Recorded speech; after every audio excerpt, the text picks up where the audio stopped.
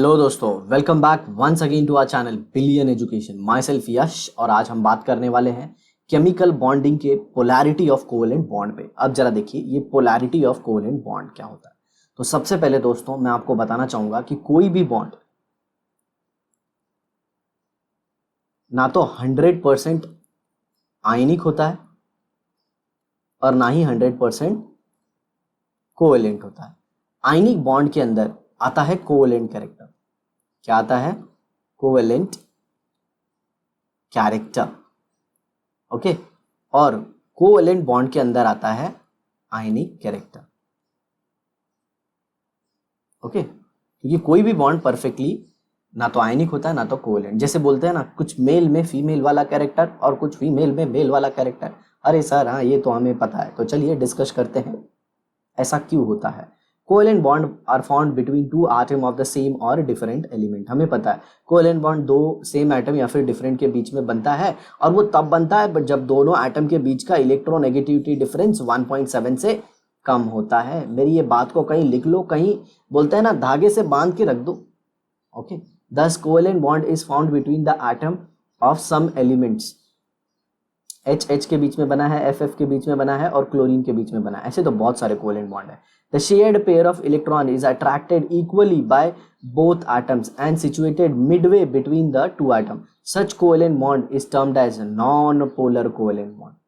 मतलब इसके अंदर पोलैरिटी काफी ना के बराबर होती है। ठीक है, बट मैं आपको बताऊं हाइड्रोजन मॉलिक्यूल भी पोलर हो जाता है। कब? ये आइसोलेटेड स्टेट का एग्जांपल है। मतलब हाइड्रोजन और हाइड्रोजन के बीच में पोलैरिटी क्या है? जीरो। जीरो क्यों? क्योंकि ये इलेक्ट्रॉन को दोनों न्यूक्लियस के बीच में है। बट अगर इसी हाइड्रोजन के बगल में साथियों मैं एक और हाइड्रोजन लेके आऊं तो यहाँ पे क्रिएट हो सकता है डेल्टा नेगेटिव या फिर डेल्टा पॉजिटिव, और उसी का ऑपोजिट इस साइड। तो याद रखना hydrogen is 100% non polar. Non polar, और वो कब? जब वो आइसोलेटेड स्टेट में है। किसमें? आइसोलेटेड। मतलब एक कंटेनर में सिर्फ एक H2 मॉलिक्यूल है, बगल में इसके कुछ नहीं है, बगल में इसके अगल में इधर उधर आजू बाजू कुछ नहीं है। आया समझ में? चलिए आगे देखते हैं। Electron pair is at the centre, non polar covalent bond. When covalent bond is formed between two atoms of different element and have difference in electronegativity, the shared pair of electron not remain in the center. The electron pair is pulled towards the electronegative atom, जो ज्यादा electronegative है, resulting in separation of charges. This give rise to a dipole. क्या समझा है वो मैं आपको बताता हूँ। मान लीजिए एक कोवेलेंट बॉन्ड ले लेते हैं हम लोग। क्या ले लेते हैं? एक कोवेलेंट बॉन्ड A और B। ठीक है, ये दोनों ने इलेक्ट्रॉन शेयर कीजिए। अब आप ऐसा मान लीजिए, सर जब मानेंगे ही, अरे भाई समझने के लिए तो मानना ही पड़ेगा ना। मान लीजिए कि B ज्यादा इलेक्ट्रोनेगेटिव है, B is more electronegative compare to A, और A जो है वो क्या है? A is less electronegative. A कम इलेक्ट्रोनेगेटिव है, B ज्यादा इलेक्ट्रोनेगेटिव है। तो होगा क्या? B A को बोलेगा, ओए A ये तेरा इलेक्ट्रॉन मुझको दे दे, और ये जो इलेक्ट्रॉन आप शेयर देख रहे हो ना ऐसे बीच में, ये थोड़ा सा किसके साइड आ जाएगा? B के साइड। तो B को आएगा डेल्टा नेगेटिव और A को आएगा डेल्टा पॉजिटिव। सर ये डेल्टा डेल्टा क्या है? ये डेल्टा डेल्टा क्या है? आओ, डेल्टा मतलब होता है स्लाइड। तो स्लाइड पॉजिटिव और स्लाइड नेगेटिव। ऐसा नहीं है कि B के ऊपर पूरा नेगेटिव आ गया। अरे पूरा नेगेटिव तो तब आएगा जब B ये पूरा इलेक्ट्रॉन ले लेगा, और उस केस में तो बॉन्ड बनेगा, उसे आयनिक कहते हैं। तो ऐसा केस मत सोचियो, वरना सब गलत हो जाएगा। तो B की इलेक्ट्रोनेगेटिविटी थोड़ी ज्यादा होने की वजह से वो A के इलेक्ट्रॉन को थोड़ा अपनी तरफ ज्यादा खींच के रखता है मेरे भाई, जिसकी वजह से B पे आ जाता है नेगेटिव चार्ज और A के ऊपर आता है स्लाइटली पॉजिटिव चार्ज। तो आप देख रहे हैं ना, ये एक पोल ये एक पोल, तो दो पोल बन गए। इसी को कहते हैं हम लोग डाइपोल, और इसी की वजह से आ जाती है मॉलिक्यूल में क्या? पोलैरिटी। आया समझ में? चलिए आगे देखते हैं। The more electronegative atom acquire a partial negative charge and the other atom develops a partial positive charge. Such bond is called as polar covalent bond. Okay, मतलब पोलर मतलब आ गया उसके अंदर आयनिक character. Example of polar molecule is HF HCl। तो देखिए HF में ये H का इलेक्ट्रॉन F की साइड ज्यादा होगा, और HCl में H का इलेक्ट्रॉन Cl के साइड ज्यादा होगा। ठीक है, आगे देखिए। Fluorine is more electronegative than hydrogen. Fluorine जो है वो हाइड्रोजन से ज्यादा इलेक्ट्रोनेगेटिव है। Therefore, the shared pair of electron is more towards fluorine, and the atom acquires partial positive charge and partial negative charge respectively. Polarity of a covalent bond increases as the difference in electronegativity between the bonded atom increases. ये तो मैंने आपको पहले ही बता दिया, अगर ए और B के बीच में बहुत ज़्यादा इलेक्ट्रोनेगेटिविटी डिफरेंस होगा तो बी ए के इलेक्ट्रॉन को अपनी तरफ खींच लेगा, लेकिन इतना भी ज़्यादा इलेक्ट्रोनेगेटिविटी नहीं होनी चाहिए मेरे भाई कि ए का पूरा इलेक्ट्रॉन बी खींच ले और ए को छोड़ दे कि जा तेरे को मैंने छोड़ दिया बिना इलेक्ट्रॉन के। तो याद रखना इलेक्ट्रोनेगेटिविटी का डिफरेंस 1.7 से ज़्यादा नहीं होना चाहिए, नहीं तो फिर आप कोवेलेंट बॉन्ड खींच नहीं सकते, तब तो वो क्या हो गया, आयनिक बॉन्ड हो गया। When the difference in electronegativity of combining atom is 1.7, ionic percentage in the covalent bond is 50%। कितना हो जाएगा, 50% हो जाएगा। अब आगे देखिए, कैन यू टेल, क्या आप बता सकते हो which molecule are polar? HI polar है, H2O भी पोलर है, HBr भी पोलर है, Br2 नहीं पोलर है, क्योंकि Br आइसोलेटेड स्टेट में दोनों की इलेक्ट्रोनेगेटिविटी सेम है, ये Br ये Br, तो ये जो मॉलिक्यूल है ये किधर रह जाएगा मेरे भाई, ये रह जाएगा सेंटर में। और इधर देखो N2 भी नॉन पोलर है, I2 भी नॉन पोलर है। ओके, तो नॉन पोलर को मैं थोड़ा डार्क कर देता हूँ, ये डार्क वाले सब हो गए, ठीक है। NH3 भी पोलर है, क्लियर, ऐसा है। अब देखिए, अब एक नया क्वांटिटी आ गया जिसको हम क्या कहते हैं, क्वांटिटी नहीं पैरामीटर, डाइपोल मोमेंट। मतलब किसी मॉलिक्यूल के अंदर अगर पोलैरिटी है तो पोलैरिटी कितनी है उसके मेजरमेंट को हम क्या कहते हैं, डाइपोल मोमेंट। ओके, तो डाइपोल मोमेंट क्या है, is the product of magnitude of charge and the distance between the centre of positive and negative charge, mu is equal to Q into are.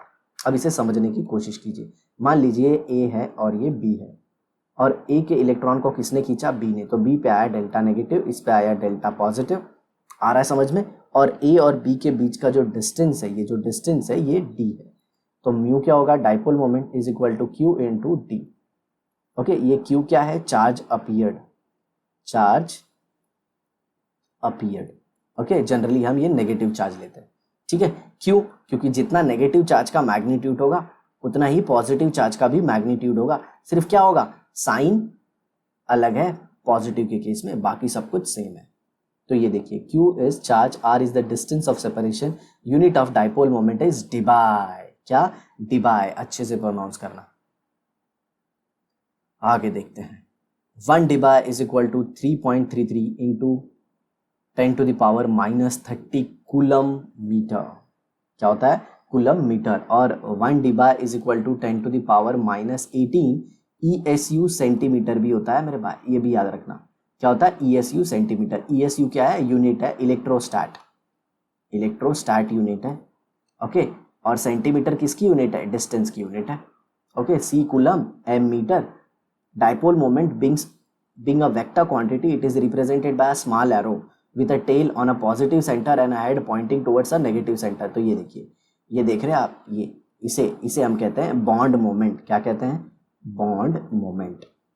और ये बॉन्ड मोमेंट का जब आप summation कर दोगे ना तो आपको क्या मिल जाएगा, म्यू। सर म्यू क्या है, डाइपोल मोमेंट। अब जरा देखो, ये बॉन्ड मोमेंट में आप देख रहे हो एक पॉजिटिव साइन और एक पॉइंटेड पोर्शन, ये तीर की तरह जो आगे है, आओ ये तीर लग जाएगा तो प्रॉब्लम हो जाएगा, उसका मत सोचो।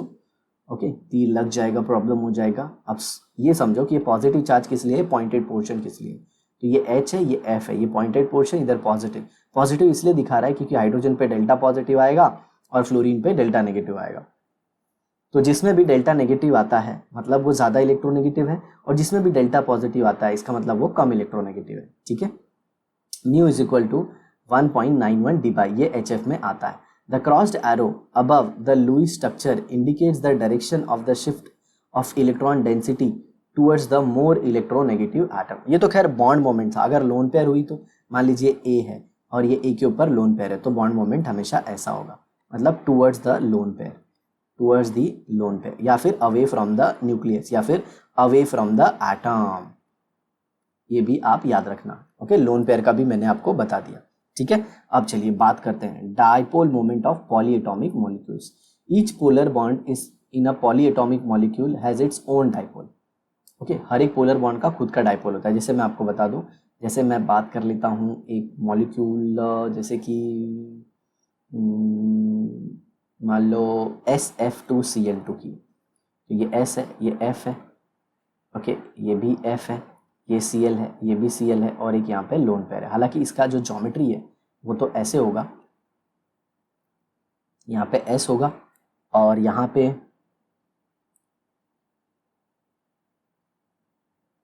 ये F, ये F, ये Cl, ये Cl और यहाँ पे लोन पेयर।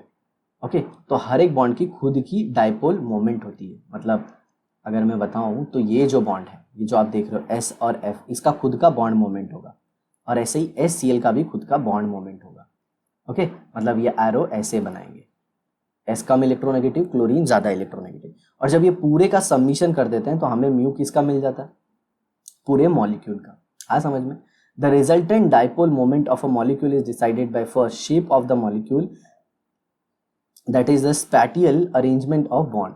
मतलब जो रिजल्टेंट है, मतलब ओवरऑल डाइपोल मोमेंट है, ये कितनी चीज़ों के ऊपर डिपेंड करता है? दो। पहले तो जो मॉलिक्यूल है उसका शेप कैसा है, और दूसरा हर एक बॉन्ड की पोलैरिटी कितनी है, या फिर इंडिविजुअल डाइपोल कितना है। ठीक है, contribution of individual dipole and those of lone pair of electron. जी हाँ, लोन पेयर, बॉन्ड पेयर, किसका भी डाइपोल है सब काउंट होगा इफ एनी। ओके, अगर है तो लोन पेयर इलेक्ट्रॉन है तो उसका भी डाइपोल काउंट होगा। The dipole moment of polyatomic molecule is the vector sum of dipole moment of various bond and lone pair. समझ में आ रहा है? मतलब डाइपोल मोमेंट में सब कुछ आ जाता है। ओके, बॉन्ड का भी आ जाता है और लोन पेयर का भी आ जाता है। Consider BeF2 and BF3। तो ये Be हो गया, ये F हो गया, ये F हो गया। ठीक है, यहाँ पे अगर आप देखो तो ये देखिए, ये खींच रहा है, ये इधर से खींच रहा है, नो डाउट। चलिए BeF2 को मैं अलग पेज पे अच्छे से एक्सप्लेन करता हूँ। ओके, यहाँ पे देखिए, ये Be है, ये F है और यहाँ पे भी F है। अब हम सबको पता है F ज़्यादा इलेक्ट्रोनेगेटिव है तो डेल्टा नेगेटिव, क्योंकि F इस इलेक्ट्रॉन को खींचेगा। सेम चीज़ इधर भी, और Be पे क्या आ जाएगा? Delta positive. नो डाउट ये बॉन्ड में पोलैरिटी है, तो इसका बॉन्ड मोमेंट कैसा होगा? ऐसा होगा। इसका बॉन्ड मोमेंट कैसा होगा? ऐसा होगा। अब देख रहे हो ये वेक्टर है और दोनों वेक्टर ऑपोजिट डायरेक्शन में, अपोजिट है पहला चीज़, और दूसरा उनका मैग्नीट्यूड भी इक्वल है। मैग्नीट्यूड भी ऑलमोस्ट क्या है? ऑलमोस्ट क्या, 100% इक्वल है। तो दोनों एक दूसरे को क्या कर देंगे मेरे भाई? Both the vector will be cancelling each other, cancelling each other, and if they will cancel each other, what will happen? The net dipole moment will be zero। Mu क्या हो जाएगा मेरे दोस्त? म्यू जीरो हो जाएगा। ठीक है, तो BF2 एक नॉन पोलर मॉलिक्यूल होगा। क्या होगा? Non polar molecule. तो आपने एक चीज देखा कि आपको हर एक मॉलिक्यूल का शेप पता होना चाहिए। मतलब LDS इज वेरी इंपॉर्टेंट, मतलब Lewis dot structure. Lewis dot structure बहुत इंपॉर्टेंट है। अगर आपको नहीं आता सीख लीजिए, कैसे भी सीख लीजिए। मैं ये नहीं बोल रहा कि मेरे चैनल से ही सीखिए, कहीं से भी सीखिए, लेकिन सीखिए जरूर। आगे देखिए, अब देखिए BF3 इज एंगुलर। अब BF3 में देखिए कैसा होता है। ये B है, यहाँ पे F, यहाँ पे F और यहाँ पे F। और मैं आपको अंदर वाली बात बताऊं तो BF3 में B का जो हाइब्रिडाइजेशन होता है वो sp2 होता है, और sp2 में जो ज्योमेट्री आती है वो आती है ट्राइगोनल प्लेनर। ट्राइंगुलर प्लेनर भी कह सकते हो। क्या हो जाएगा? प्लेनर। ये देख रहे हो ऐसे, इसको बोलते हैं प्लेनर, मतलब एक ही प्लेन में, XY प्लेन में। ठीक है, अब जरा देखो इसका बॉन्ड मोमेंट कैसे दिखाएंगे। फ्लोरीन नो डाउट ज़्यादा इलेक्ट्रोनेगेटिव है, ये ऐसे और ये ऐसे। ओके, अगर आप देखो तो सबका नेट मैं येलो से बनाता हूँ, तो इन लोग का नेट ऐसे आ जाएगा। ठीक है, इन लोगों का नेट ऐसे आ जाएगा और इन लोगों का नेट ऐसे आ जाएगा। और अगर आप देखो तो ये सारे एक दूसरे को कैंसिल कर रहे हैं, सारे एक दूसरे को कैंसिल कर रहे हैं। अगर आपको नहीं समझ में आ रहा है तो मैं ऐसे बताता हूँ। ये B है, ये F है, ये F है और ये F है। मान लीजिए ये आप हो। कौन हो? आप हो। और आपके तीन दोस्तों ने आपके कमर में रस्सी बांध दी है, ऐसे गोल से रस्सी, और फिर उस रस्सी से एक एक और रस्सी बांधी है। और जो तीन दोस्तों हैं वो तीनों की पावर सेम है, ऐसा मान लो, और सेम पावर से खींच रहे हैं। तो बताओ किधर जाओगे आप? बताओ मेरे भाई किधर जाओगे? अरे सर कैसी बात कर रहे हो, मैं तो सेंटर में ही रहूंगा, मैं कहीं भी नहीं जाऊंगा, मैं कहीं भी नहीं जाऊंगा। कैसे कहीं भी नहीं जाऊंगा? क्योंकि जो तीनों का स्ट्रेंथ है वो इक्वल है, और वो 120 डिग्री पे हैं, और 120 डिग्री पे हैं तो वो एक दूसरे को क्या कर देंगे? कैंसिल कर देंगे। उनका फोर्स जो है वो आपस में ही कैंसिल हो जाएगा। तो जी हाँ, इसी तरह से नेट डाइपोल मोमेंट इसमें क्या आ जाता है? जीरो। मतलब BF3 भी एक क्या है? Non polar molecule. समझा? चलिए आगे देखते हैं। In case of angular molecules, both the lone pair and electronegativity difference contribute to dipole moment, ये तो हमें पहले से ही पता है, मैंने आपको बोला कि चाहे एंगुलर मॉलिक्यूल है चाहे कैसा भी मॉलिक्यूल, ओके, उसमें लोन पेयर की जो कंट्रीब्यूशन है वो होगी और इलेक्ट्रोनेगेटिविटी की भी होगी। हाँ, अगर मॉलिक्यूल सिमेट्रिकल हो जाता है, अगर मॉलिक्यूल क्या हो जाता है, सिमेट्रिकल हो जाता है, तो लोन पेयर होने के बावजूद भी वो बोलता है ना नॉन पोलर होता है। क्या होता है, नॉन पोलर। जैसे मैं आपको दिखाता हूँ XeF4, XeF4 देखिए, XeF4 ऐसा होता है, Xe यहाँ पे F, यहाँ पे F। नो डाउट ये एग्जाम्पल मैंने खुद से लिया है, बट आपको कंसेप्ट अगर अच्छे से समझना है तो ये देखना होगा। ये देखिए ये लोन पेयर, ओके। तो फ्लोरीन फ्लोरीन फ्लोरीन ये हमारे स्क्रीन के प्लेन में, और ये एक लोन पेयर ऊपर है और दूसरी लोन पेयर नीचे। तो अगर आप देखें तो इसका बॉन्ड मोमेंट कैसा होगा, देखिए इसका ऐसे होगा, चलिए अलग कलर यूज करता हूँ, तो इसका ऐसे होगा, इसका ऐसे होगा, इसका ऐसे होगा, इसका ऐसे होगा, राइट, और इसका ऐसे और इसका ऐसे। तो देख रहे हैं सब एक दूसरे को कैंसिल कर रहे हैं, सब एक दूसरे को कैंसिल कर रहे हैं, और जब सब एक दूसरे को कैंसिल करेंगे तो नेट डाइपोल मोमेंट क्या आ जाएगा, 0। तो अगर आपको डाइपोल मोमेंट सीखना है तो आप शेप क्या होता है मॉलिक्यूल का, वो कैसे बनता है, उसे सीख लीजिए साथियों, ठीक है। चलिए आगे देखते हैं। Loan pair and dipole moment in some molecule the central atom has a unshared or lone pair of electron। देखिए लोन पेयर ऑफ इलेक्ट्रॉन क्या होता है, जो बॉन्डिंग के बाद बच जाता है, मतलब जो बॉन्ड फॉर्मेशन में पार्टिसिपेट नहीं करते, उसे आप नॉन बॉन्डिंग इलेक्ट्रॉन भी कर सकते हैं, या फिर अनशेयर्ड पेयर ऑफ इलेक्ट्रॉन भी कह सकते हैं। These lone pair also contribute to overall dipole moment of the molecule, okay. जैसे कि नाइट्रोजन में एक लोन पेयर होता है, ये नाइट्रोजन, यह हाइड्रोजन, यह हाइड्रोजन और यह हाइड्रोजन, और ऑक्सीजन में भी होता है ये लोन पेयर, ये लोन पेयर, ओके, और यह हाइड्रोजन और यह हाइड्रोजन। आया समझ में। अब देखिए अमोनिया भी पोलर है और वाटर भी पोलर है, ये देखिए lone pairs, these reinforce the dipole due to NH-OH bond, okay, both these molecule are highly polar. ये देखिए अब इसका बॉन्ड मोमेंट कैसा होगा, ऐसा, इसका भी ऐसा, इसका भी ऐसा, और इसका तो ऊपर की तरफ। तो ये देखिए इसका वेक्टर कैंसिल नहीं होगा, तो म्यू 0 नहीं हो सकता। सेम वाटर के साथ, ये देखिए ऐसे, ये देखिए ऐसे, ये वेक्टर ऐसे, ये वेक्टर ऐसे, सब एक दूसरे को सपोर्ट कर रहे हैं, तो म्यू भी इसका 0 नहीं होगा। और वाटर का तो डाइपोल मोमेंट आप देख रहे हैं कितना ज़्यादा है, 1.85। अब इधर देखिए nitrogen has only 1 lone pair while oxygen has 2 lone pair which reflects in the higher dipole moment of water, जो क्या बताता है, हायर डाइपोल मोमेंट वाटर का। अब जरा देखिए यहाँ पे एक इंपॉर्टेंट चीज, कंसीडर NH3 एंड NF3। अब देखिए सबको क्या लगता है कि NF3 में ज्यादा इलेक्ट्रोनेगेटिव एटम है, तो इसका डाइपोल मोमेंट ज्यादा होना चाहिए, किसका, NF3 का, बट मिलता किसका ज्यादा है, NH3 का डाइपोल मोमेंट ज्यादा मिलता है। अब इसके पीछे जो पूरा कथा कहानी यहाँ पे लिखा है, ये मैं आपको सिंपली इस डायग्राम से एक्सप्लेन कर देता हूँ, ओके। अब यहाँ पे देखिए हर एक नाइट्रोजन और हाइड्रोजन बॉन्ड को अच्छे से ऑब्जर्व कीजिए, अच्छे से, और नेट डाइपोल मोमेंट देखिए, ये देखिए net dipole moment, net dipole moment ammonia में कैसा आ रहा है, ऐसा, सब एक ही डायरेक्शन में, देखिए ना सबका डायरेक्शन अपवर्ड है। इसका भी मैं आपको बता देता हूँ, ऐसे सबका कैसा है, अपवर्ड, मतलब नो कैंसलेशन, मतलब सबका क्या हो रहा है, एडिशन हो रहा है। अब जरा ये NF3 मॉलिक्यूल को देखिए, ये नाइट्रोजन से फ्लोरीन ऑपोजिट जा रहा है और ये लोन पेयर ऑपोजिट जा रहा है, मतलब इसमें नेट कितना आता है, इतना आता है। तो ये देखिए इसका कितना ज़्यादा, इसका कितना कम, तो ओवरऑल NF3 का डाइपोल मोमेंट ज़्यादा होगा। आप इसके बारे में चिंता मत कीजिए, 4.90 इंटू 10⁻30 कूलम मीटर, और ये 0.80 इंटू 10⁻30 कूलम मीटर, ये वैल्यूज बता रहे हैं। तो देखिए इसका डाइपोल मोमेंट कितना ज़्यादा है और इसका कम है, जबकि हमें क्या लगता है कि डाइपोल मोमेंट NF3 का ज़्यादा होना चाहिए, बट नहीं, dipole moment is a vector quantity. अब देखिए ये the central atom of carbon has no lone pair and the molecule is non polar. क्यों, सबका बॉन्ड मोमेंट एक दूसरे को कैंसिल करेगा, नेट सबका ऐसे आ जाएगा, और जब नेट आता है तो आप देखते हो नेट डाइपोल मोमेंट एक दूसरे को कैंसिल कर देते हैं, ओके। और याद रखिएगा अमोनिया मतलब मीथेन का जो ज्योमेट्री होता है वो टेट्राहेड्रल होता है। कैसा होता है, टेट्राहेड्रल, ठीक है। अब ये देखिए अब CHCl3 जो है ये पोलर होगा।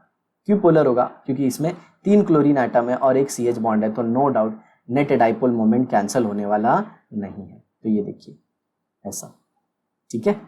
चलिए अब यहाँ पे देखिए टाइप ऑफ मॉलिक्यूल दिया है और उसका सब कुछ एक्सप्लेन किया है, क्या, शेप और ये डाइपोल मोमेंट का वैल्यू। ये देखिए सब कुछ दिया है। ओके, ऐसा है। तो आप इसे देख के जिनमें भी जीरो आ रहा है आप ऐसा मानिएगा कि उनमें नेट डाइपोल मोमेंट क्या होगा, जीरो होगा। क्यों? उनका जो शेप होगा वो सिमेट्रिकल होगा। क्या होगा? सिमेट्रिकल। इसीलिए बॉन्ड मोमेंट हर जगह से कैंसिल हो जाते होंगे। अब आगे देखिए, covalent character of ionic bond. Covalent character of ionic bond. अब आयनिक बॉन्ड के अंदर भी कोवेलेंट कैरेक्टर होता है। जी हाँ, जैसे ऐसे मान लीजिए। ओके, ये Li है और इसके ऊपर पॉजिटिव चार्ज है, और ये Cl है, इसके ऊपर नेगेटिव चार्ज है। अब जरा देखो, ये जो कटायन है इसका साइज छोटा है, अनायन का साइज बड़ा है, और ये जो हम लोग ने ऐसे रिप्रेजेंट किया इसको क्या बोलते हैं? इसको बोलते हैं इलेक्ट्रॉन क्लाउड। ओके, ये इलेक्ट्रॉन क्लाउड क्या रिप्रेजेंट करता है? बोलता है कि इलेक्ट्रॉन के चांस है, मतलब इलेक्ट्रॉन यहाँ तक फैला हुआ है। अब लिथियम देखिए कटायन है, और कटायन का Z इफेक्टिव ज़्यादा होता है, मतलब इलेक्ट्रॉन को खींचने की ताकत उसके न्यूक्लियस की ज़्यादा है। तो ये क्या करेगा? ये क्लोरीन के इलेक्ट्रॉन को खुद की तरफ खींचेगा। ओके, और ये इलेक्ट्रॉन को खींचने की ताकत को हम कहते हैं पोलराइजेशन पावर। क्या कहते हैं? Polarisation power. Is that clear? अब ये पोलराइजेशन पावर जो लिथियम की है, ओके, ये ज़्यादा है। क्लोरीन नेगेटिव आयन है, वो भी इलेक्ट्रॉन खींचेगा, ऐसा लोगों को लग सकता है लिथियम का, लेकिन लिथियम का इलेक्ट्रॉन वो नहीं खींच सकता क्योंकि क्लोरीन अनायन है, उसका Z इफेक्टिव काफ़ी कम है। तो अब जरा देखिए, जब लिथियम क्लोरीन के इलेक्ट्रॉन को अपनी तरफ खींचेगा तो ऑलमोस्ट आप देखोगे यहाँ पे तो शेयरिंग कैरेक्टर आ रहा है। क्या आ रहा है? Sharing character. शेयरिंग कैरेक्टर मतलब ऐसा लग रहा है कि क्लोरीन वापस इलेक्ट्रॉन लिथियम को दे रहा है, और लिथियम किसकी तरफ बढ़ रहा है? न्यूट्रलिटी की तरफ। तो इस केस में क्या होगा? जो आयनिक बॉन्ड था उसके अंदर क्या आ गया? Covalent character. क्या आ गया? Covalent character. आया समझ में? और ये सारी चीज़ों को एक साइंटिस्ट ने एक्सप्लेन किया जिसका नाम था फजान। ओके, और हम इसे पढ़ते हैं फजान रूल के तहत। किसके? फजान रूल के तहत। अब जरा देखो, इसमें फजान ने बताया कि ये जो कटायन के खींचने की ताकत है उसे हम लोग क्या कहते हैं? Polarisation power. ये कटायन और ये अनायन, ठीक है। तो ये जो कटायन की ताकत होती है खींचने की, इसे हम कहते हैं पोलराइजेशन पावर। और ये जो अनायन का इलेक्ट्रॉन क्लाउड कटायन खींच ले रहा है, ओके, इसे हम कहते हैं पोलराइजिबिलिटी। मतलब कितनी आसानी से कटायन का इलेक्ट्रॉन क्लाउड एनायन का इलेक्ट्रॉन क्लाउड कटायन की तरफ चले जाता है। पोलराइजेशन पावर जितना ज़्यादा होगा कोवेलेंट कैरेक्टर उतना ज़्यादा होगा। पोलराइजिबिलिटी जितनी ज़्यादा होगी कोवेलेंट कैरेक्टर उतना ज़्यादा होगा। अब पोलराइजेशन पावर 3 फैक्टर के ऊपर डिपेंड करता है। सबसे पहले साइज। कटायन जितना छोटा होगा, ध्यान से सुनिए, कटायन जितना छोटा होगा पोलराइजेशन पावर उतना ज़्यादा होगा। जैसे लिथियम प्लस, उससे ज़्यादा किसका होगा? मतलब उससे कम Na+, उससे कम K+, उससे कम रुबिडियम प्लस, उससे कम सीजियम प्लस। अब ऐसा क्यों? सिंपल सी बात है, साइज छोटा है तो न्यूक्लियस पास है ना, तो न्यूक्लियस जल्दी खींचेगा। अगर साइज बड़ा है तो न्यूक्लियस कितना दूर है, वो कैसे खींचेगा? मतलब साइज छोटा होने का मतलब Z इफेक्टिव ज़्यादा होगा, ओके, और साइज बड़ा होने का मतलब Z इफेक्टिव कम होगा। या फिर सिंपली बोलूँ तो छोटे साइज वाले एटम पे अगर पॉजिटिव चार्ज है तो उसका इलेक्ट्रॉन खींचने का टेंडेंसी ज़्यादा है। अब दूसरा फैक्टर जो आता है वो है चार्ज। दूसरा फैक्टर क्या है? चार्ज।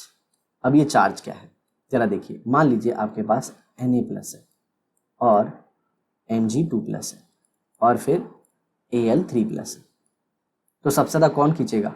ये, क्योंकि इसका 3 पॉजिटिव चार्ज है, इसका 1 पॉजिटिव चार्ज है, तो इसका Z इफेक्टिव सबसे ज़्यादा है। तो अगर NaCl है, MgCl2 है और अगर AlCl3 है तो सबसे ज़्यादा कोवेलेंट कैरेक्टर किस में आएगा?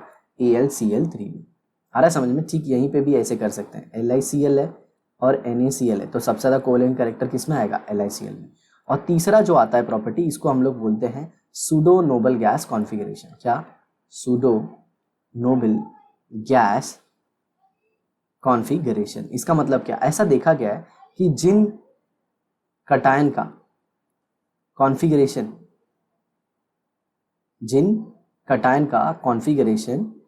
4s0, ओके, या फिर ns0 n-1 d10, okay, ns0 n-1 d10 की तरह होता है, इनका पोलराइजेशन पावर काफ़ी ज़्यादा होता है। जैसे Cu+ ले लीजिए, तो Cu+ क्या होता है? आर्गन। फिर उसके बाद 4s2 3d10। ओके, अब 4s1 3d10, अब 4s का एक इलेक्ट्रॉन चला गया तो ये क्या बन गया, आर्गेन, और ये हो गया 3d10। तो ये देखिए 0n-1d10 मतलब सूडो नोबल गैस कॉन्फ़िगरेशन, मतलब नोबल गैस जैसा। नोबल गैस तो आर्गन हो गया, लेकिन उसमें सूडो वर्ड इसकी वजह से लगा क्योंकि इसमें 3d10 भी और d ऑर्बिटल पूरी भरी हुई है। तो उस फैमिली में कौन कौन आता है, कॉपर, सिल्वर, गोल्ड, और यहाँ पे जिंक, कैडमियम, मर्क्यूरी। ओके, तो ये सारे यूनी पॉजिटिव बना के सूडो नोबल गैस दिखाएंगे और ये सारे डाई पॉजिटिव बना के सूडो नोबल गैस दिखाएंगे।